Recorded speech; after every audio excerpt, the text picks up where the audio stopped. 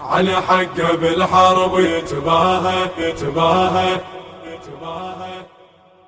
يتباهى على حقه بالحرب يتباهى رايه بجفوف الحسن خلاها على حقه بالحرب يتباهى رايه بجفوف الحسن خلاها صورة الشبلين حسن ويا حسين صورة الشبلين حسن ويا حسين قنطرة عباس بن يدناها قنطرة عباس بن يدناها علي فجأة بالحرب عفي القتال بابا هو على التليفون واحد طفل شنو المشكلة؟ شنو السبب؟ يا ما اعرف تليفون واحد هسه حسابي طاح تليفوني صار فارغ ليش؟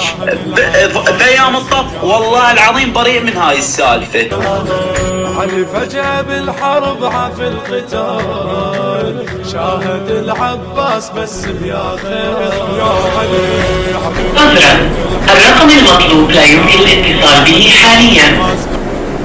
الحسن خلاها صورة الشبلين حسن ويا حسين صورة الشبلين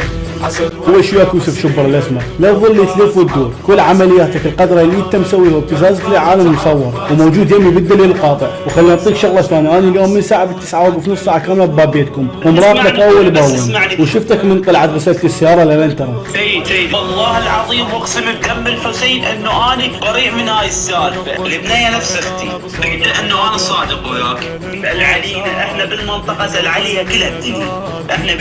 معروفين ناس ولد اصول وما اقول لك علي من اقول لك باوع السلف اللي يسوي من بيت فلان ولا من بيت فلان، انا لا جاي ناسبك ولا جاي اخطب من عندكم، اكو موضوع عالم انت مبتز ومجاوب على قد السؤال، لا تظل يسولف منا ومنا. ما اعرف انا شنو صار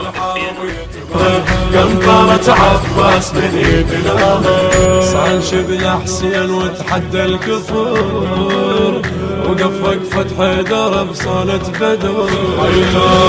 صان شبل حسين وتحدى الكفر وقف وقفة حيدر بصالة بدر جندل الفرسان يقلب الميدان جندل الفرسان يقلب